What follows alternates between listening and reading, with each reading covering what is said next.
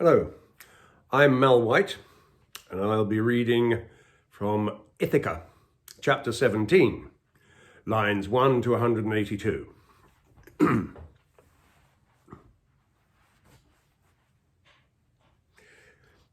What parallel courses did Bloom and Stephen follow returning? Starting united, both at normal walking pace from Beresford Place, they followed in the order named Lower and Middle Gardiner Streets and Mountjoy Square West.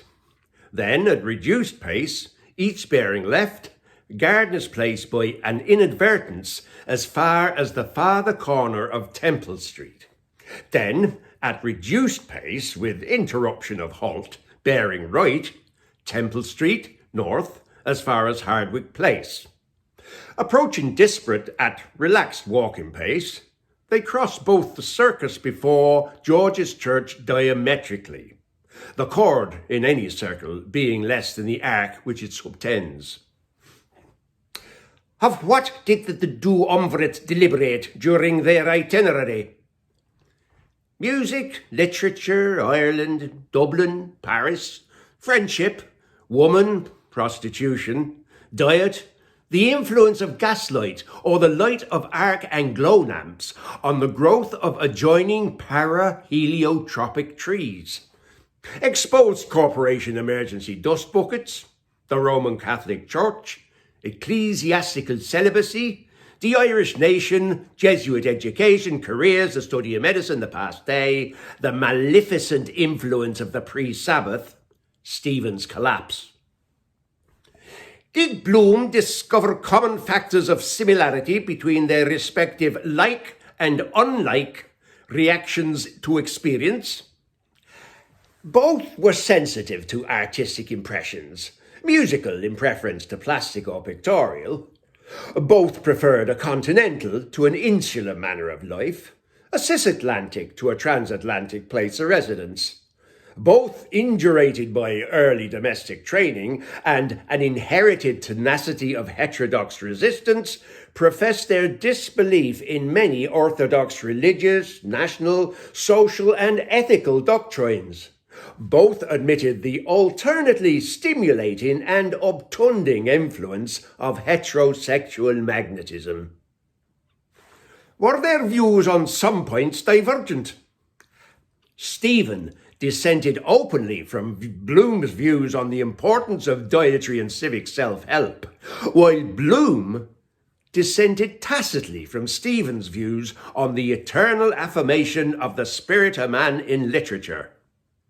Bloom assented covertly to Stephen's rectification of the anachronism involved in assigning the date of conversion of the Irish nation to Christianity from Druidism by Patrick, son of Calpurnus, son of Potitus, son of Odysseus, sent by Pope Celestine I in the year 432 in the reign of O'Leary to the year 260 or thereabouts in the reign of Cormac MacArt, died 266 AD, suffocated by imperfect deglutition of aliment at Sletty and interned at Rossnaree.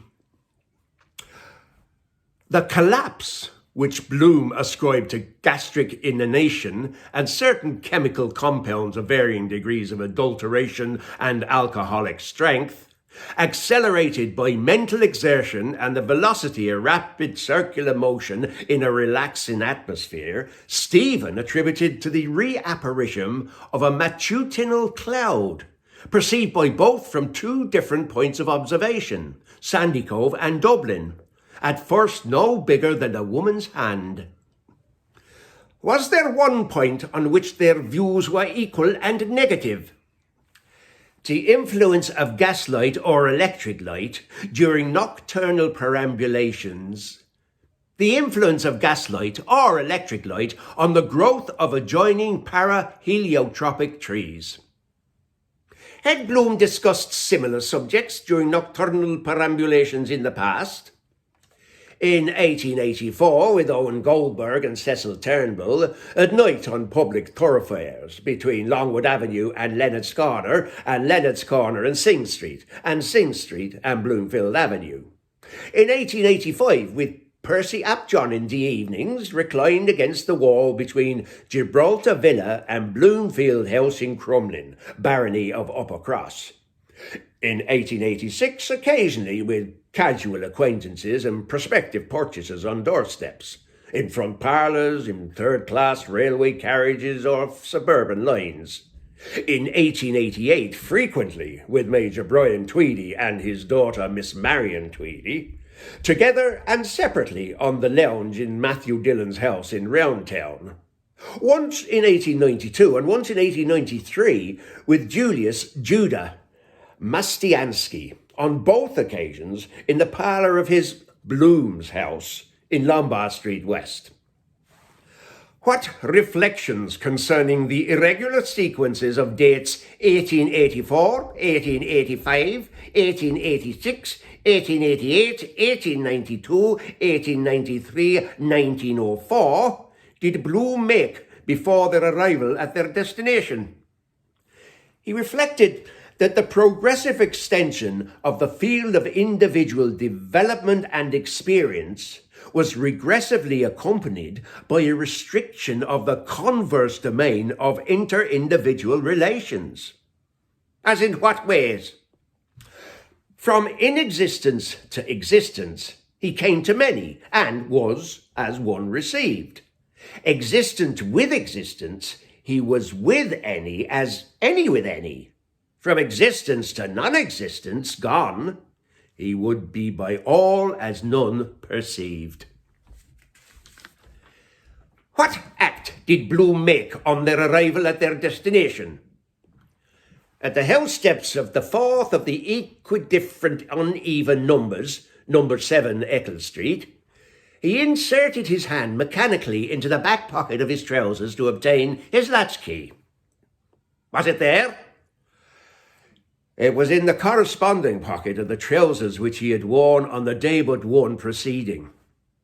Why was he doubly irritated? Because he had forgotten, and because he remembered that he had reminded himself twice not to forget. What were then the alternatives before the premeditatedly, respectively, and inadvertently keyless couple? To enter or not to enter, to knock or not to knock. Bloom's decision? A stratagem. Resting his feet on the dwarf wall, he climbed over the area railings, compressed his hat on his head, grasped 2 points at the lower union of rails and stiles, lowered his body gradually by its length of 5 feet 9 inches and a half to within 2 feet 10 inches of the area pavement, and allowed his body to move freely in space by separating himself from the railings and crouching in preparation for the impact of the fall. Did he fall? By his body's known weight of 11 stone and 4 pounds in avoirdupois measure, as certified by the graduated machine for periodical self-weighing in the premises of Francis Friedman, pharmaceutical chemist of 19 Frederick Street North, on the Feast of the Ascension, to wit, the 12th day of May of the bisextile year 1904 of the Christian era, a Jewish era 5664, Mohammedan era 1322, golden number 5, epact 13, solar cycle 9, Dominical letters CB, Roman indiction 2, Julian period 6617, MCMIV. Did he rise uninjured by concussion? Regaining new staple equilibrium, he rose uninjured, though concussed by the impact, raised the latch of the area door by the exertion of force at its freely moving flange, and by leverage of the first kind applied at its fulcrum, gained retarded access to the kitchen through the sub-adjacent scullery, ignited a lucifer match by friction, set free inflammable coal gas by turning on the vent cock, lit a high flame which, by regulating, he reduced to quiescent candescence, and lit finally a portable candle. What discrete succession of images did Stephen meanwhile perceive? Reclined against the area railings, he perceived through the transparent kitchen panes a man regulating a gas flame of 14 cp, a man lighting a candle of 1 cp, a man removing, in turn, each of his 2 boots, a man leaving the kitchen holding a candle. Did the man reappear elsewhere? After a lapse of 4 minutes, the glimmer of his candle was discernible through the semi-transparent, semicircular glass fanlight over the hall door. The hall door turned gradually on its hinges. In the open space of the doorway, the man reappeared without his hat, with his candle. Did Stephen obey his sign? Yes.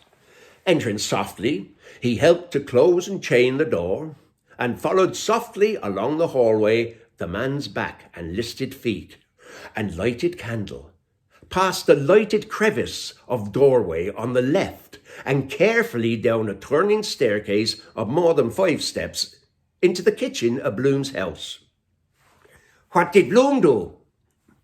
He extinguished the candle by a sharp expiration of breath upon its flame, drew 2 spoon-seat deal chairs to the hearthstone, one for Stephen with its back to the area window, the other for himself when necessary, knelt on one knee, composed in the grate a pyre of cross-laid resin-tipped sticks and various coloured papers and irregular polygons of best Abram coal at 21 shillings a ton from the yard of Messrs. Flower and MacDonald of 14 Delia Street. Kindled it at 3 projecting points of paper with 1 ignited lucifer match, thereby releasing the potential energy contained in the fuel by allowing its carbon and hydrogen elements to enter into free union with the oxygen of the air. Of what similar apparitions did Stephen think? Of others elsewhere in other times, who, kneeling on 1 knee or 2, had kindled fire for him. Of Brother Michael in the infirmary of the College of the Society of Jesus at Clongowes Wood Salins in the county of Kildare. Of his father, Simon Dedalus, in an unfurnished room of his first residence in Dublin, number 13 Fitzgibbon Street. Of his godmother, Miss Kate Morcan, in the house of her dying sister, Miss Julia Morcan, at 15 Usher's Island. Of his Aunt Sarah, wife of Richard Goulding, in the kitchen of their lodgings at 62 Clanbrassil Street. Of his mother Mary, wife of Simon Dedalus, in the kitchen of number 12 North Richmond Street, on the morning of the feast of St. Francis Xavier, 1898. Of the Dean of Studies, Father Butt, in the Physics Theatre of University College, 16 Stephen's Green North. Of his sister Delia, in his father's house in Cabra.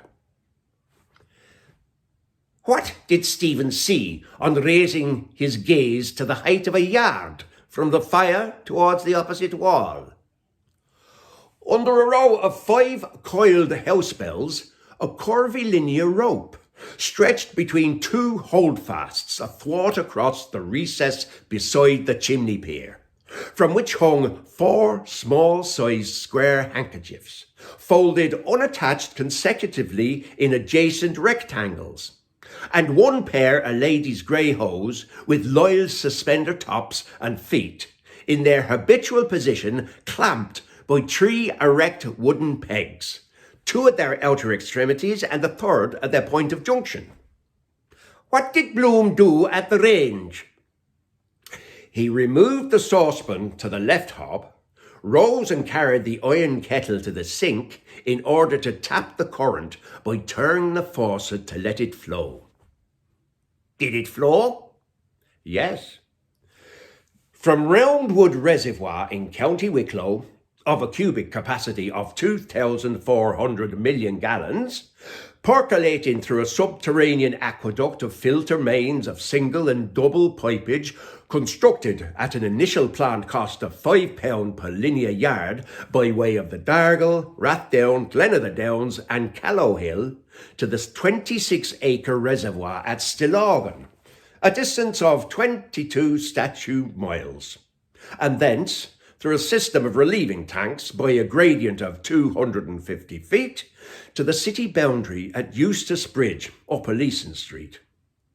Though from prolonged summer drought and daily supply of 12.5 million gallons, the water had fallen below the sill of the overflow weir, for which reason the borough surveyor and waterworks engineer, Mr. Spencer Harty CE, on the instructions of the Waterworks Committee, had prohibited the use of municipal water for purposes other than those of consumption, envisaging the possibility of recourse being had to the impotable water of the Grand and Royal Canals as in 1893, particularly as the South Dublin Guardians, notwithstanding their ration of 15 gallons per day per pauper, supplied through a 6-inch metre, had been convicted of a wastage of 20,000 gallons per night by a reading of their metre on the affirmation of the law agent of the corporation, Mr. Ignatius Royce, solicitor, thereby acting to the detriment of another section of the public, self-supporting taxpayers, solvent, sound. Happy Bloomsday from the Rosenbach and me.